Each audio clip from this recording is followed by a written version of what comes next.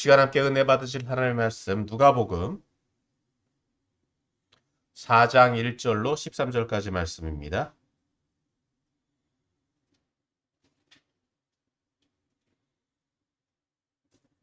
누가복음 4장 1절로 13절까지 말씀.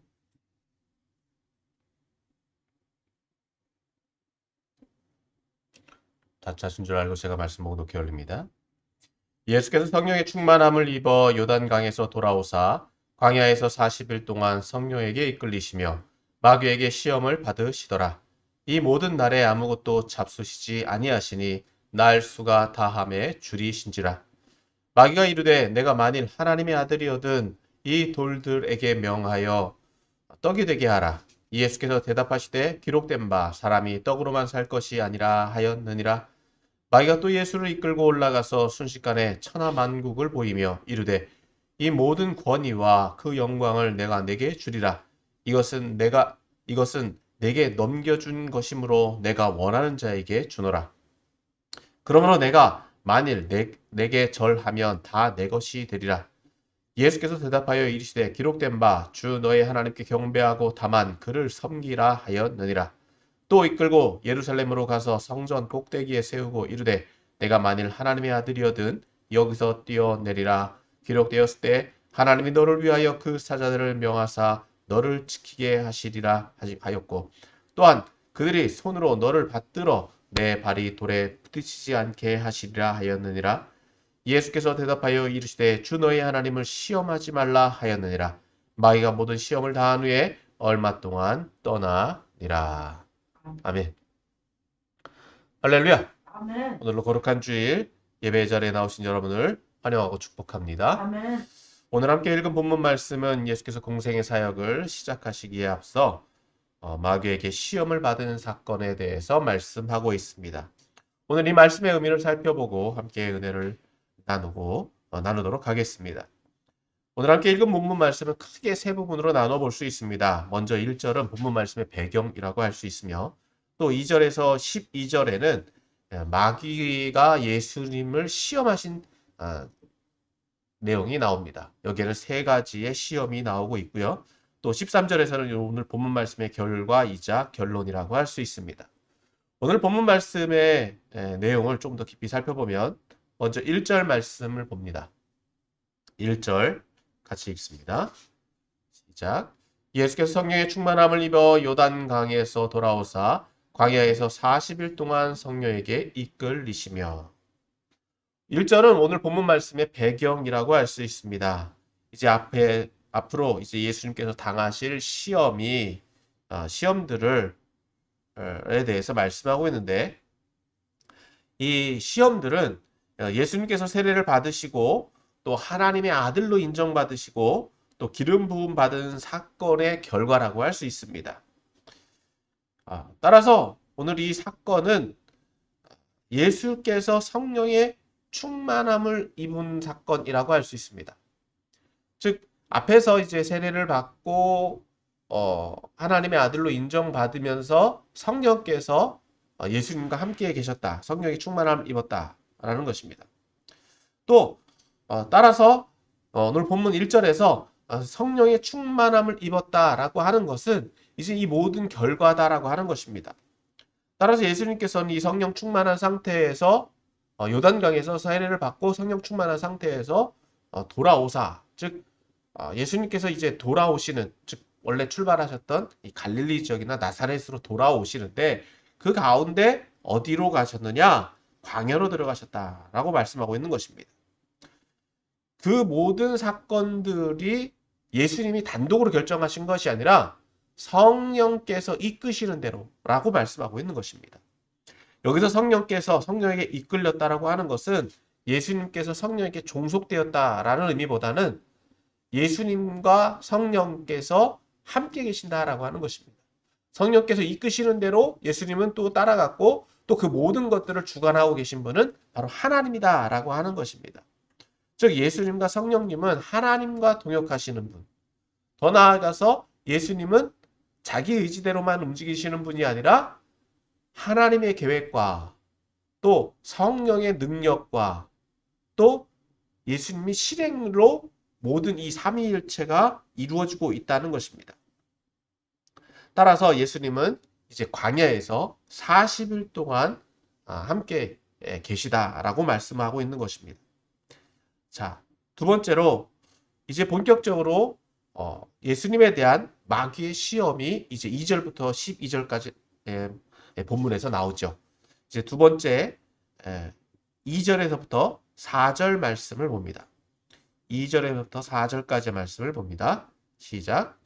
마귀에게 시험을 받으시더라. 이 모든 날에 아무것도 잡수시지 아니하시니 날수가 다함에 줄이신지라.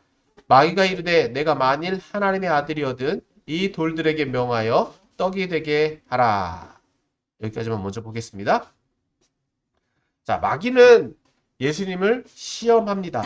이것이 마귀의 첫 번째 시험이죠. 즉 예수님께서 광야에서 40일 동안 거하고 계신 기간 동안에 예수님은 아무것도 드시지 않고 계셨습니다. 즉 줄이셨습니다. 사실 사람이 음식을 전폐할 수 있는 기간은 그리 길지 않습니다. 그런데 예수님이 40일 동안 음식을 드시지 않을 수 있었던 것은 성령의 인도하심 때문이다 라고 볼 수 있습니다. 더 나아가서 이 40일이라고 하는 것은 무엇과 비교될 수 있느냐? 무엇과 비교될 수 있느냐? 이스라엘 백성들이 출애굽하고 광야에서 40년 동안 있었던 것과 비교될 수 있다는 것입니다. 따라서 예수님이 지금 광야에서 40일 동안 계신 것은 이스라엘 백성들이 출애굽해서 하나님의 백성으로서 거듭나는 그 과정, 그 첫 단계에 해당한다고 볼 수 있습니다. 그곳에서 이스라엘 백성들은 하나님에 의해서 시험받았습니다. 테스트 받았죠. 그런데 오늘 예수님께서는 광야에서 성령의 인끌리심을 받아서 40일 동안 금식하고 계시고 마귀에 의해서 시험을 받으시고 계시다라고 말씀하고 있는 것입니다. 자, 그렇게 40일 동안 계시는 가운데 예수님의 상황은 어떠했느냐? 날수가 다함에 줄이신지라. 인간적인 모습이죠. 예수님 또한 굶주리시다라고 하는 것입니다. 예수님이시기 때문에 인간적인 모든 것에서 벗어나 있는 것이 아니라 예수님 또한 인간적인 모습으로 줄이실 수 있다는 것입니다. 따라서 이 예수님의 금식은요, 사실 예수님의 공생의 사역 가운데 유일하게 나오는 부분이에요. 사실 예수님의 공생의 사역은 계속 먹는 것과 마시는 것에 있었습니다. 예수님의 사역은요, 먹는 것과 마시는 것에 있었어요. 그래서 예수님의 마지막 사역은 어디에 있습니까? 바로 최후의 만찬에 있죠. 예수님이 끝까지 식사하셨던 분이에요. 금식이라고 하는 것은 예수님이 십자가에 달려 돌아가신 이후에 제정됩니다. 예수님도 다시는 이 포도주와 떡을 먹지 않겠다 라고 말씀하시는 것처럼 금식이다라고 하는 것이 사실은 예수님의 사역 가운데 굉장히 독특한 사역 중에 하나다라고 볼 수 있는 것입니다. 자, 이런 굶주림 상태 가운데에서 마귀는 예수님을 시험합니다. 자, 3절 말씀 봅니다. 4장 3절. 누가복음 4장 3절. 자, 어떻게 시험하느냐? 제가 읽어드리겠습니다. 마귀가 이르되 내가 만일 하나님의 아들이거든 이 돌들에게 명하여 떡이 되게 하라. 예수님에게 이 시험을 한 것은 예수님께서 40일 동안 마귀에 의해서 계속되는 시험 가운데 하나라고 볼 수 있는데 계속된 시험 가운데 이 특정한 사건, 특정한 시험이라고 할 수 있는데 이 시험은 이 40일 동안에 마귀가 계속해서 예수님을 시험했습니다. 그런데 이 마지막 이 세 가지의 시험이 가장 독특한 사건이라고 볼 수 있다는 것입니다. 왜냐? 이 마귀와 예수님의 이 시험은요, 굉장히 개인적인 사건입니다. 다른 이 관찰자가 없어요. 예수님이 이렇게 말씀해 주셨던가? 아니면 성령께서 예수님에 대한 말씀을 해주셨던가라는 것입니다. 전지적 작가 시점에서 이 제3자 입장에서 예수님을 지금 누가는 예수님이 겪으신 사건을 이야기하고 있을 따름입니다. 기록하고 있을 따름입니다. 따라서 지금 이 사건이 지금 예수님에게 마귀가 계속해서 시험하고 있는 가운데 이제 마지막 때 이 예수님이 이제 40일 동안 금식하신 가운데 이제 마지막 3가지 시험이다라고 할 수 있는 거죠. 잠시 후에 또 말씀을 드리겠지만, 자, 마귀가 이렇게 예수님을 시험하는 근거는 바로 예수님이 하나님의 아들이다라고 하는 근거입니다. 즉 하나님의 아들이면 예수님이 당하고 있는 문제, 즉 현재의 문제는 무엇이죠? 바로 굶주림 상태라는 것입니다. 이 굶주림의 상태를 스스로 해결하라는 것입니다. 그런데 이 말의 의도는 뭐냐? 예수님에게 이러한 능력이 있다 없다? 있다는 거예요. 돌들을 떡으로 만들 수 있다는 거죠. 그러니까 예수님께 이렇게 이야기하고 있는 거예요. 네 굶주림의 문제를 내 스스로 해결하라 하는 거예요. 자, 이 금식을 누가 허락하셨습니까? 누구에 의해서 이 굶주림, 금식이 주어진 것이냐? 바로 하나님에 의해서 주어진 것이죠. 이 굶주림의 문제를 네가 참기 어려우니까, 네가 해결할 수 있으니까 네 스스로 해결하라는 거예요. 왜? 하나님의 아들이잖아. 하나님의 아들이니까. 자, 이스라엘 백성이 광야에서 나왔을 때 그 백성들은 하나님의 백성이 되고자 했다는 것입니다. 그래서 철저하게 하나님의 뜻대로 따라가면 되는데 그들은 배고프니까 어떻게 했습니까? 하나님 앞에 원망 불평하고 애굽으로 돌아가기를 초청했습니다.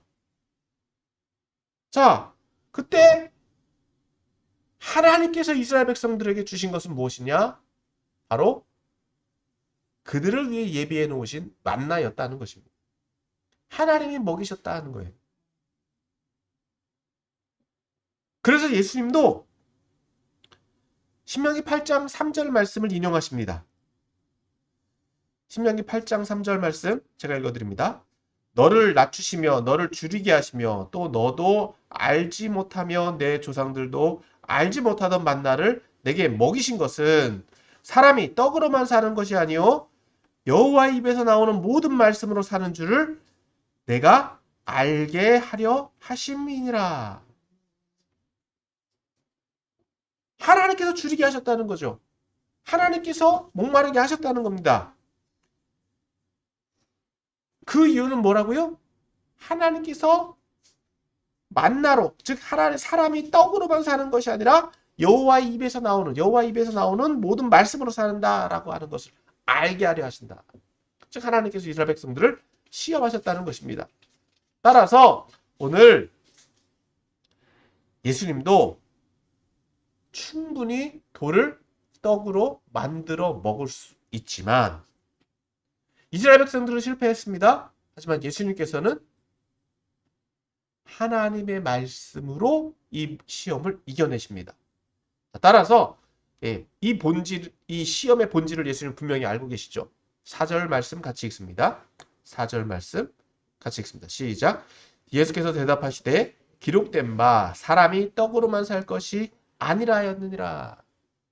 분명히 말씀해 주십니다.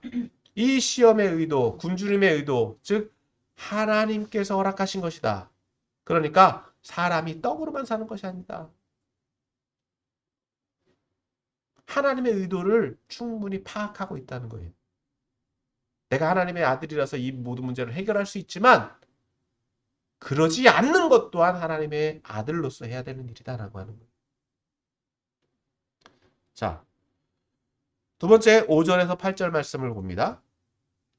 5절에서부터 8절 말씀. 자, 먼저 5절에서부터 7절까지만 먼저 봅니다. 같이 읽습니다. 시작. 마귀가 또 예수를 이끌고 올라가서 순식간에 천하 만국을 보이며 이르되 이 모든 권위와 그 영광을 내가 내게 주리라. 이것은 내게 준 것이므로 내가 원하는 전자에게 주노라. 그러므로 내가 만일 내게 절하면 다 내 것이 되리라. 여기서 두 번째 시험은 마귀 자신의 권한은 자기의 능력을 과시하는 것입니다. 즉 마귀가 가지고 있는 권한은 뭐냐? 세상의 명예와 세상의 부요함을 줄 수 있다는 것입니다. 즉 마귀가 가지고 있는 권한을 예수님에게 주겠다. 그러니까 마귀가 지금 예수님에게 말하고 있는 것은 뭐냐? 바로 나를 섬기라, 나를 경배하라는 것입니다. 즉 마귀는 자신을 의지하면 세상에서의 성공을 얻을 수 있다라고 예수님을 시험합니다.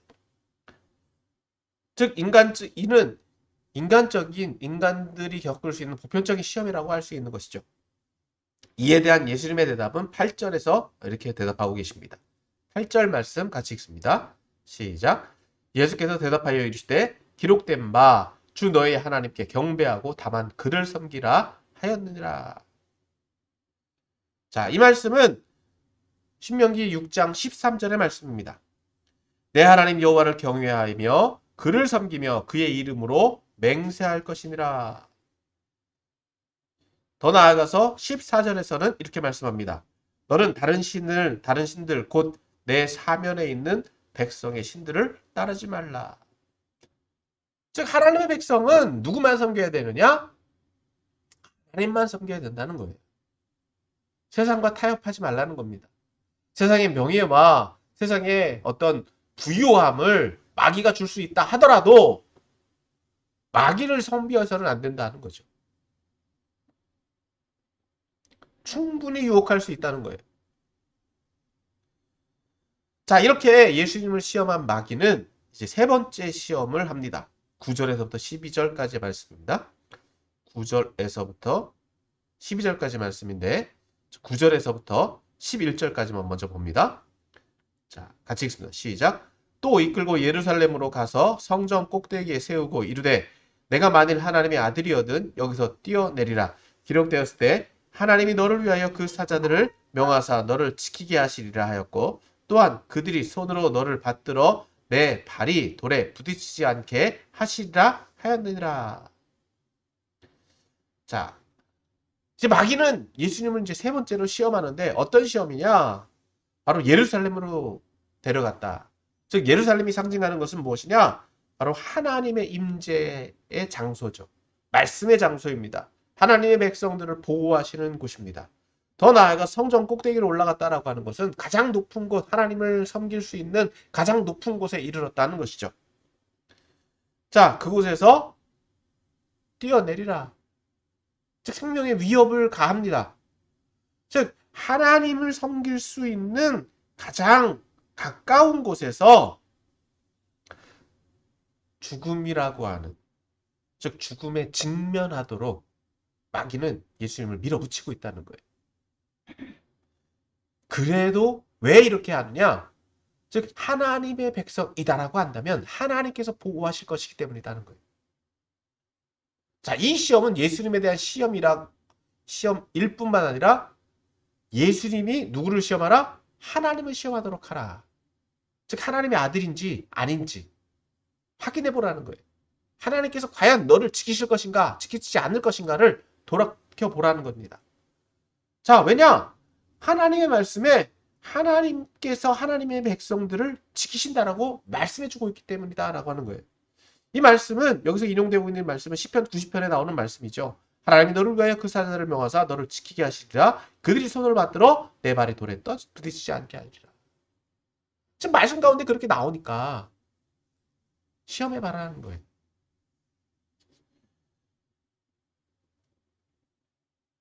그런 이 말씀을 보면 바로 하나님께서 이 말씀은 바로 이스라엘 백성들이 하나님을 시험했던 것 같다. 즉 이스라엘 백성들이 광야에서 마사에서 하나님을 대적하여서 하나님을 시험했던 것. 그 시험과도 같다라고 할 수 있습니다. 여기에서 예수님에 대한 이 시험은 메시아로서의 시험일 뿐만 아니라 모든 인간들이 겪을 수 있는 시험이기도 하다는 것입니다. 과연 내가 하나님의 백성인데 백성으로서 내가 하나님께서 나를 보호하고 계신지 아닌지 정말 죽음이라고 하는 극한의 상황 가운데 처해봐라. 과연 너희를 하나님께서 보호하실 것이냐, 보호하지 아니할 것이냐, 그것을 하나님을 시험해보라고 마귀는 말하고 있다는 것입니다. 자, 이에 대해서 예수님께서는 뭐라고 말씀하고 계시느냐? 12절 말씀 같이 읽습니다. 12절 말씀 같이 읽습니다. 시작. 예수께서 대답하여 이르시되 주 너의 하나님을 시험하지 말라 하였느니라. 이 말씀은 신명기 6장 16절 말씀, 앞서 말씀드린 마사에서 이스라엘 백성들이 하나님을 시험했던 것을 그대로 인용하고 계시는 것이죠. 너희가 마사에서 시험한 것 같이 너희 하나님 여호와를 시험하지 말고, 즉 하나님을 시험하지 말라는 거예요. 왜? 하나님은 하나님의 계획과 섭리 가운데 모든 것들을 운행하고 계시기 때문입니다. 우리의 생각과 하나님의 생각은 달라요. 이 말씀은 앞으로 이제 예수님께서 이 예루살렘에서의 공생의 사역이 다 마무리되었을 때 십자가 달려 돌아가시는 그 장면을 미리 땡겨 보는 것으로 유추해 볼 수 있습니다. 정말 그 상황 가운데서 하나님께서 예수님을 죽음 가운데 몰아넣을 것이냐, 아니면 그 죽음을 면하게 할 것이냐 라고 하는 이 마귀의 시험이 그곳에서도 있을 수 있다는 것입니다. 하지만 예수님은요, 이 시험을 어떻게 하셨다고요?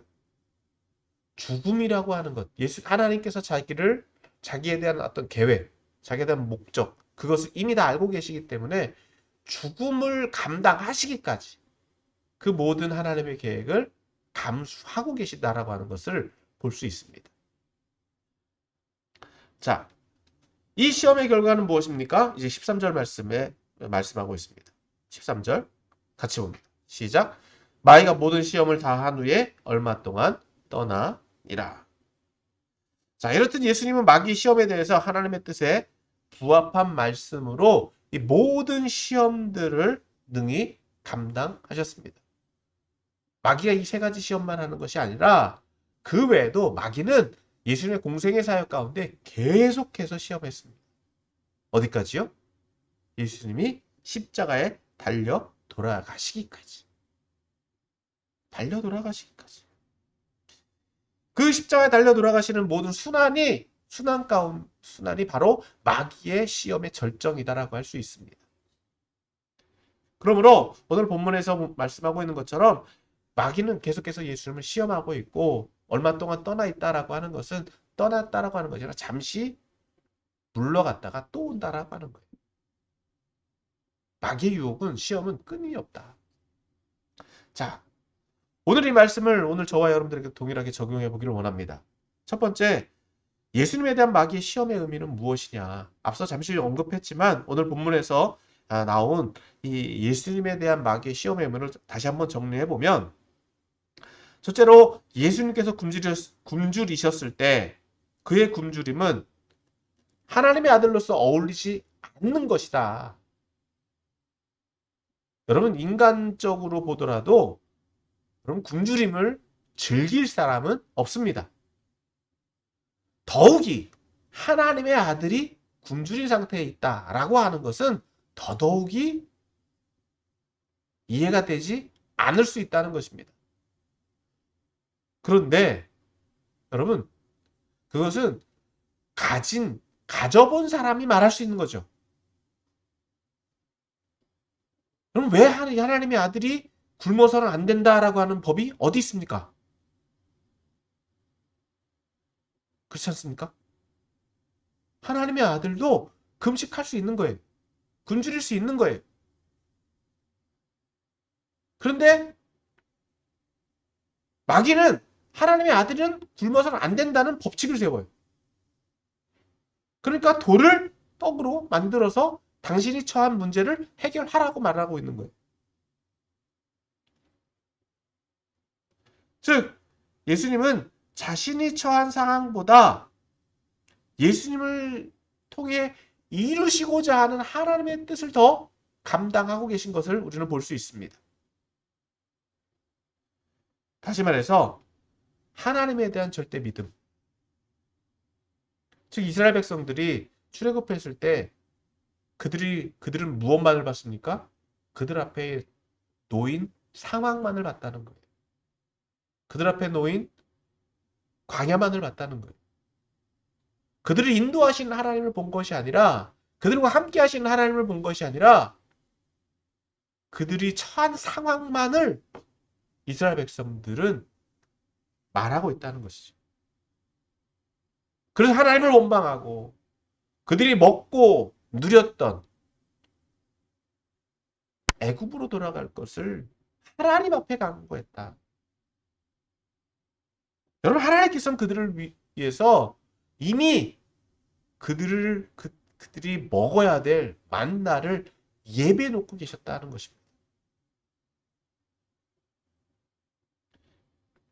따라서 우리가 충분히 예수님도 충분히 돌을 떡으로 만드실 수 있는 특권과 능력을 가지고 있음에도 불구하고 그 특권과 능력은 누구를 위해서 사용해야 된다? 하나님을 위해서. 하나님의 허락하에서 쓰일 수 있다라고 하는 거죠. 그것이 믿음의 백성들의 모범이 되는 것. 즉, 이 시험을 통해서 예수님이 보여주신 모범이다라고 하는 것입니다. 두 번째, 마귀가 세상의 천하만국 가운데 예수님을 이끌어서 자신을 섬기라고 말했던 것은 이 세상의 성공, 세상의 어떤 부귀, 명예, 부귀, 영화 또한 세상의 수단과 방법을 사용하면 얻을 수 있다는 것을 의미합니다.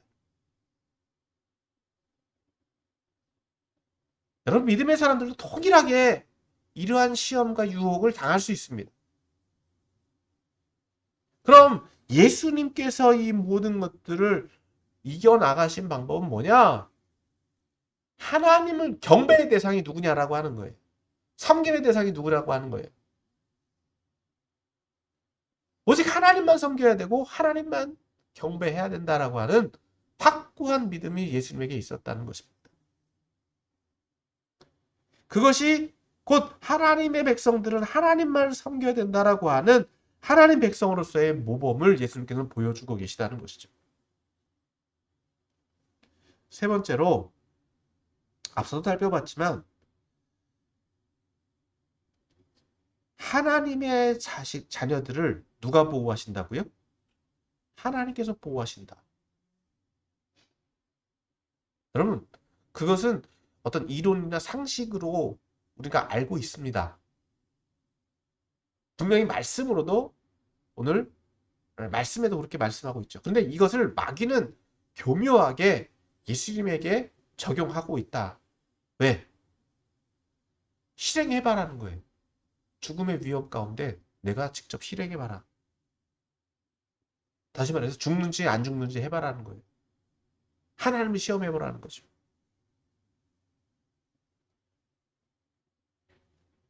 예수님께서는요, 철저하게 그 믿음과 그 신앙에 대해서 어떻게 보이고 계시느냐? 하나님에 대한 시험은 우리의 고난이 아니다라고 하는 거예요. 하나님에 대한 시험. 하나님의 시험은 하나님께 대한 시험은 우리가 할 수 있는 것이 아니다라고 분명히 보여주고 계시다. 자, 이러한 예수님에 대한 마귀의 시험을 오늘 저와 여러분들이 동일하게 적용해 보면 똑같이 마귀는 오늘날 저와 여러분에게도 동일한 시험을 합니다. 첫 번째 어떤 시험을 합니까? 돌들을 떡으로 만들어 먹어라. 여러분 우리가 정말 세상 가운데서 힘겹게 사는 이유 중에 하나가 뭡니까? 떡을 얻기 위해서예요. 떡이 그냥 얻어집니까? 돌과 같은 상황 가운데에서 우리가 그 돌을 깨서 떡을 만들어 먹는 경우가 얼마나 많이 있습니까? 여러분 떡을 얻기가 쉽지 않아요. 마귀가 지금 이렇게 시험하는 것 틀린 얘기가 아니다. 왜? 굶주려 있는 상황이니까. 줄여 있는 상황이니까. 떡을 못 먹으면 우리는 굶습니다. 그러니까 우리에게는 그렇다고 해서 능력이 없느냐? 능력이 있습니다. 하나님께서 주신 달란트도 있고 시간도 있고 재능도 있습니다. 그러니까 돌들을 능히 깨면 뭐가 된다? 떡이 돼요. 할 수 있다는 거예요. 그러니까 너의 문제는 하나님을 의지하지 않고 네 스스로 해결할 수 있다. 여러분 세상에 어떤 지금 세상에서 적용되고 있는 상황 동일한 시험 아닙니까? 네 문제 네가 해결해. 하나님 의지하지 않아도 돼. 왜? 하나님 필요 없어. 네가 할 수 있잖아. 네 문제는 네가 해결해. 이렇게 마귀는 시험하고 있는 거예요. 하나님 의지하지 않고도 충분히 살 수 있다라고 이야기해요.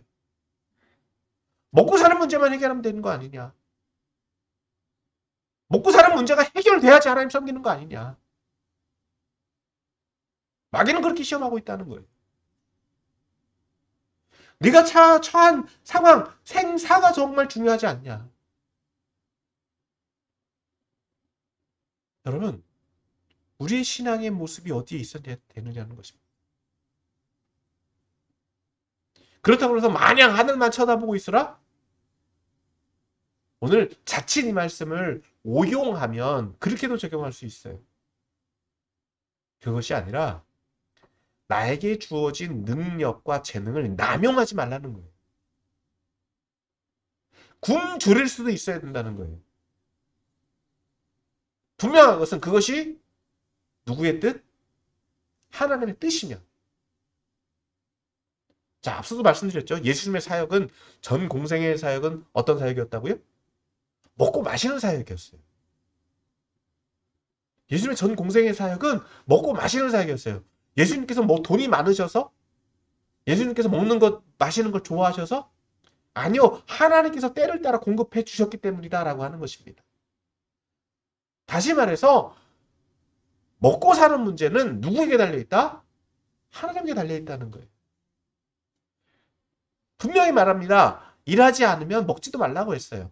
그러니까 일하는 것은 당연합니다. 그런데 그 일의 목적이 어디 있냐는 거예요. 내가 그냥 호의호식하고 내가 잘 먹고 잘 살기 위해서 단순히 생명을 연연하기 위해서 사는 것이 아니라 어디에?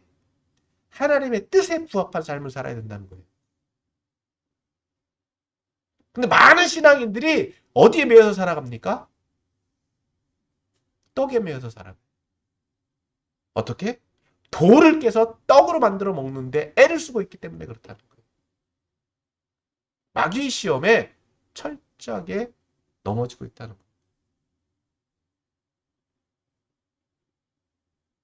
마귀는 우리를 이렇게 유혹하고 있다는 거예요. 자, 두 번째, 마귀는 또 어떻게 시험한다고요? 세상에서의 성공만을 추구합니다. 1등. 1등 아니면 안 돼. 조금 꼼수 부려서 어떻게든 1등 하면 되지 않아? 내가 그 방법 알려줄게. 내 방식대로 해봐. 여러분, 마귀가 유혹하는 방식이 바로 이와 같다는 거예요. 정당하게 승부하기보다 어떤 편법을 활용해서 성공만 하면 된다. 그게 뭐냐? 마귀를 숭배하는 거예요. 여러분, 분명히 말씀드립니다. 성공만을 추구해서는 안 됩니다. 성공하지 말라는 것이 아니에요. 하나님께서는 분명히 높이시기도 하고 낮추시기도 합니다. 높여야 될 때는 높이시고요. 낮춰야 될 때는 낮추세요. 그런데 그 성공만을 목적으로 가다 보면 어떻게 됩니까? 수단과 방법을 가리지 않아요. 그게 마귀의 방법일 수도 있다. 세상의 명예, 세상의 부유함, 부귀, 영화, 마귀도 줄 수 있다고 말하고 있지 않습니까? 여러분, 우리가 억울해하는 게 뭡니까? 나보다 잘 사는 사람, 나보다 떵떵거리고 사는 사람. 그런 분들 보면 조금 부럽지 않아요? 그리고서 그 사람이 어떻게 돈을 벌었네, 어떤 식으로 돈을 벌었네 하면서 그 사람의 악행을 또한 얘기합니다. 여러분, 그런 거 부러워할 필요 없습니다. 잠시 잠깐이에요. 우리가 사는 이 세상은. 여기서 조금 잘 먹고 잘 사는 것에 대해서 우리가 부러워할 필요가 어디 있냐는 거예요. 마귀는 그렇게 사람들을 유혹합니다. 예수님을 이렇게 시험했던 것처럼 오늘 저와 여러분에게도 동일하게 세상에서 조금 성공해라. 세상에서 조금 더 대접받아라. 정당하지 않고 내가 방식대로 하면 조금 더 빨리 될 수 있어. 조금 더 일찍 성공할 수 있어. 성공지향주의, 물질 만능주의에 빠질 수 있다는 거예요. 그렇게 마귀는 우리를 유혹하고 있다는 겁니다. 세 번째, 마귀는 어떻게 우리를 유혹합니까? 우리의 신앙의 근간을 시험합니다. 무엇을 가지고? 말씀을 가지고. 하나님의 자녀라면, 하나님의 자녀이면 하나님께서 철저하게 보호하실 거다. 그러니까 네 맘대로 해봐라. 아니, 하나님 시험해봐라. 하나님이 복 주시는지 복 주시지 않는지. 여러분, 하나님을 원망하게 만드는 것이, 하나님을 원망하는 것이 하나님을 떠나게 만드는 것의 시발점입니다. 마귀는요,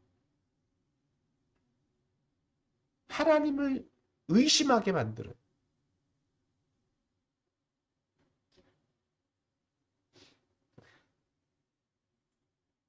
하나님을 시험하도록 만들어요. 마귀가 시험하는 것이 바로 여기에 있습니다. 아, 너가 믿음대로 살았잖아. 말씀대로 살았잖아. 근데 결과는 어때? 하나님 보호해 주신다고 했잖아. 하나님 잘 먹고 잘 살게 해 주신다고 했잖아. 하나님 복 주신다고 했잖아. 근데 너의 결과가 어떻다고?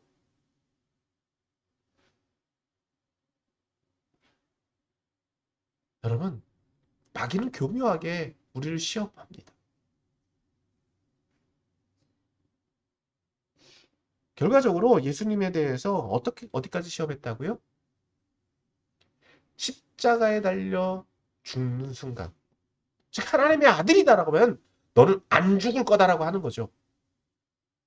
마귀의 이 논리에 따르면 순교자는 나올 수 없습니다. 왜? 사는 게 전부여야 되잖아요. 하나님의 아들은, 하나님의 자녀들은 하나님께서 보호해 주기 때문에 죽을 수 없습니다. 죽어서는 안 됩니다. 그런데 결과적으로 예수님은 십자가에 달려 돌아가셨습니다. 죽음까지도 감당하셨습니다. 마귀의 논리에 따르면 그것은 실패예요. 그러나 하나님의 뜻은 어디에 있다고요? 죽음까지도라는 거예요. 죽음을 넘어서에 있다는 거예요. 인간적으로 가장 두려워하는 게 어디 있다고요? 인간적인 두려움의 가장 극한은 어디에 있다고요? 죽음이 되죠. 죽을까 봐 겁을 내죠. 왜 겁을 낼까요? 죽음 이유에 대해서 불확실하기 때문에. 죽은 다음에 어떻게 될지 모르니까. 분명히 말씀드리지 않습니까? 믿음의 사람들은 죽음 이후에 하나님의 보호와 위로가 있다. 우리의 신앙생활의 근간이 어디 있습니까? 하나님 나라 가는 데 있잖아요. 죽을까 봐 겁내는 것이 아니라 사실 우리는 잘 죽기 위해서 살아가는 거예요. 하나님의 뜻 안에서의 죽음을 맞이해야 되는데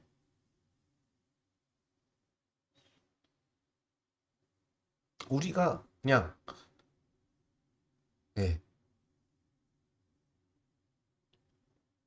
어떤 죽음을 맞이할 것인지 준비되지 않은 삶을 사는 경우들이 많이 있다. 세상 사람들이 볼 때 선교사들을, 그러니까 순교자의 죽음은요, 비명 행사일 수도 있고요. 예, 노상에서 죽는 그런 불명예스러운 죽음이 될 수도 있습니다. 그러나 중요한 것은 하나님 뜻 안에서의 죽음이어야 된다는 거예요. 그것이 오늘 믿음의 사람들에게 요구되어지는 신앙의 모습이다라고 하는 것입니다. 많은 사람들이 이 땅에서의 삶만을 추구해요. 이 땅에서 잘 먹고 잘 살다가 하나님 나라 가는 것이, 천국에 가는 것이, 이 땅에서 누렸던 천국을 하나님 나라에서 누리는 것이 아니겠냐라고 생각을 합니다. 그러나 사랑하는 성도 여러분, 예수님께서 말씀하시는 천국은요, 이 땅에서도 누려야 되는 천국임은 분명합니다. 그러나 그 천국은 어떤 천국입니까? 하나님과 동행하는 천국이에요. 하나님과 동행하는 것이 천국이에요. 먹고 사는 문제, 여러분, 하나님께서 해결해 주십니다. 일하지 말라는 것이 아니에요. 일을 해야 돼요. 그러나 하나님께서 그 모든 일들을 감당하게 해주십니다. 결과적으로 우리가 추구해야 되는 것은 무엇입니까? 나를 이 땅 가운데 보내신 목적이 어디 있느냐는 거예요. 나를 통해서 하나님께서 이루시고자 하는 계획이 어디 있냐는 거예요. 그 일을 감당해 나가는 것이 우리의 삶의 목적이자 하나님 백성으로서의 삶이다라고 하는 것입니다. 그것이 가장 의미 있는 삶이고 또 그 생을 마감할 때 그것을 가지고 하나님께서 우리를 심판하신다는 것입니다. 그러면 사랑하는 성도 여러분, 마귀의 시험은요, 언제까지? 죽을 때까지. 마귀는 엄청 부지런해요. 제가 저번에도 말씀드렸잖아요. 농담 반, 진담 반. 마귀는 휴가도 안 가요. 24시간 상시대기예요.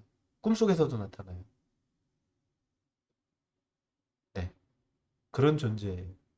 그런 존재를 우리는 대면하고 대적하고 살아갑니다. 그리고 더 나아가서 오늘 예수님께서는요, 어떤 상태냐? 성령에 충만한 상태였어요. 성령에 충만한 상태에서도 마귀는 시험합니다. 그러니까 마귀를 이기기 위해서, 마귀를 대적하기 위해서는 어떤 상태여야 되느냐? 성령에 충만한 상태여야지 된다는 거예요. 그렇지 못하면 다 넘어가요. 다 넘어가요.